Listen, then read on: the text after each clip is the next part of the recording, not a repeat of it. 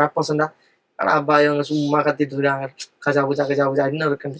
Wrappers உடைய லிரிக்ஸை நீங்க slow பண்ணி கேட்டீங்க என்றால் 1000 அர்த்தம் இருக்கும் ஐயா.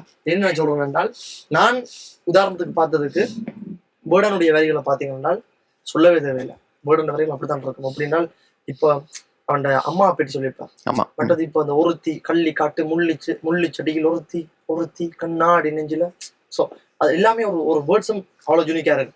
சரி, அசல் குலாரனோட லிரிக்ஸை பார்ப்போம். சரியும், அசல் குலாரனோட லிரிக்ஸ்ல எல்லாருக்குமே தெரியும் யார் அந்த பையன், டே நான் தான் அந்த பையன் தான் தெரியும். அதுக்கு முன்னுக்கு லிரிக்ஸ் வரும். அழுக்கு கைகளை வைத்து 1000 பேர் மறைத்தாலும் சூரியன் திரும்பும் சாயங்காலம் அது மறைந்தாலும். இதுதான் தமிழ்ல நான் சொல்றேன். அவர் அவர்கிட்ட ஸ்டைல சொல்லுவார். அப்படின்னா அழுக்கு கைய வச்சு 1000 பேர் மறைஞ்சாலும் சூரியன் திரும்ப வர்றோம் சாயங்காலம் அது மறைஞ்சாலும். அதுதான் விஷயம்.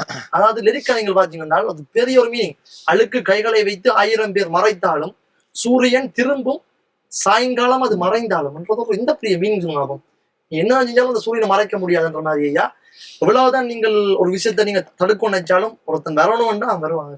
அதான் ஐயா அது மீனிங். ஸோ அது எல்லாத்துலயுமே ரேப்பர்ஸுக்குரிய ஒரு ஸ்டைலே அதுக்குள்ள ஒரு பெரிய மீனிங் இருக்குங்க ஐயா.